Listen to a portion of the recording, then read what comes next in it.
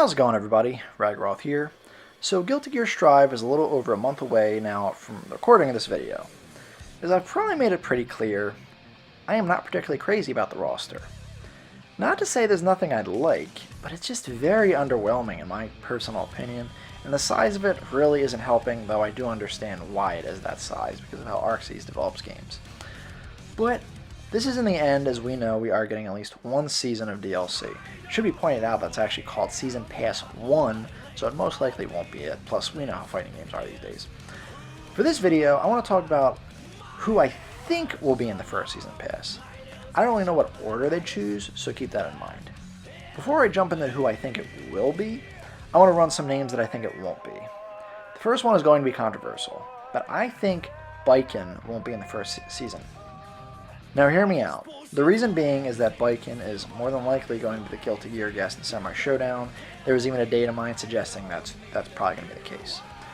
Remember when Akuma was a guest character in Tekken 7 and missed the base roster in first season of Street Fighter V, then was the first character in Season Pass 2? I think this is going to be the same situation with this. She'll miss the first pass and not take away from her being in Samurai Showdown. Then be the first one, or at least really early on in the Season Pass 2. Granted, unlike Akuma, Baiken is a 100% unique character, so that may have been a part of why Akuma was pushed off so far, just to kind of give the amount of Shotos in the game a break. And there is some wishful thinking here, because as much as I like Baiken, God knows there are characters I would like a bit more first. Another hot take is, I don't know if there will be any brand new characters like Nagoriyuki and Giovanna, or characters that exist but weren't playable like That Man or Azuna outside of Overture. While they've been making some weird decisions with this roster, I feel like they gotta know that more veteran characters will sell more. But I could be completely wrong about Baiken, and this is just what I think is going to happen. I will gladly eat my words if I am wrong, though. I personally think That Man, and yes I know his real name, will come in a later pass. Okay, so now for who I think is in. The first character I think is definitely coming, I'm very confident on, is Bridget. Every poll I see, Bridget is up there. And we only got one missing veteran in the base roster, Anji Mito, who I'm pretty sure is way less requested than Bridget. This character I'm very confident is coming. And I don't really like Bridget, so there's really no wishful thinking here. Though I am admittedly curious to see how they'd handle him with probably being older though. Secondly, I think Dizzy is most likely coming. She's another character who crushed the polls and is very important to Guilty Gear's story and lore. I was having a hard time thinking if it would be between her and Sin, but I think Dizzy is more likely. She's more popular, been around more, and is a bit more unique.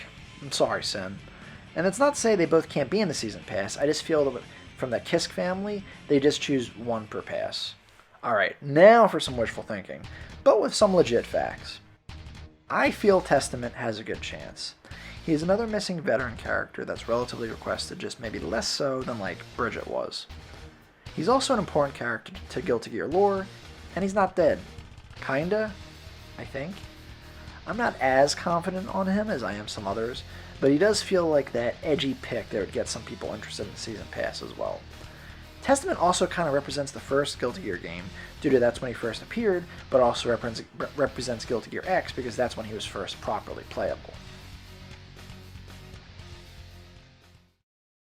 Then I think Elfeld has a really good chance, mainly because she is just really requested judging from poll results, and her and Revelator kind of feel like a pair. She also has become pretty prominent in the story of Guilty Gear lore after the last game, so this might make her a priority. I was never really too big on Elfeld, so again, this is not fueled by wishful thinking at all, this is just what I think. Then finally, I think Johnny will be part of Season Pass 1. Once again, a very old character from Guilty Gear, and is also doing very well in the polls. Would also be a Guilty Gear X rep at that. Johnny also seemed to barely make the cut last time, as was one of the first characters added post-launch of Third X Sign when it became Revelator. This way we'd also have basically all the Jolly Roger oriented characters as well. So yeah, 2 guys, 2 girls, and someone that's in the middle. I guess it should also be noted that there would be 3 X reps, with one of them kind of representing X and the original game. 1 character kind of from the X3rd games, and then 1 character from the X2 games. and kind of all of these areas are kind of lacking in some way. As for the order, like, I honestly don't really know for sure. However, I think if they're smart, they have to know kind of how safe they played it. I can't be the only person that thinks that. And I feel like if they were smart, they would start off with either Bridget or Testament. Obviously, you know who I'd prefer, but I think one of those would be a really good start. But that's what I think we'll wind up getting at the end. But again, I could be totally wrong. So don't do an instant kill on me if I am, or if I'm right and you don't want me to be right. I'm thinking of making a list of all the characters I would like for Season Pass 1 as well. Just depends on when I get out this video.